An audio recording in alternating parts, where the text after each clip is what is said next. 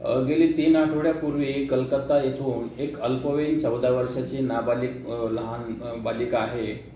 तिला तिथून एका महिलेनं तिला किडनॅप करून नागपूरमधील एक देहविक्री करणाऱ्या एक दलाल महिलेला तिने विकलं गेलं होतं, हँडओव्हर केलं होतं.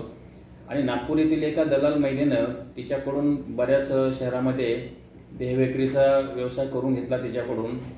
आणि आम्हाला नागपूरमधील काही NGOच्या संस्थेमार्फत एक इन्फॉर्मेशन मिळाली होती की त्या छोट्या नाबालिग कुमारिकेला एक जोडप्यानं ब्रह्मपुरी येथे ठेवून तिच्याकडून देहविक्री व्यवसाय करून घेतला जात आहे.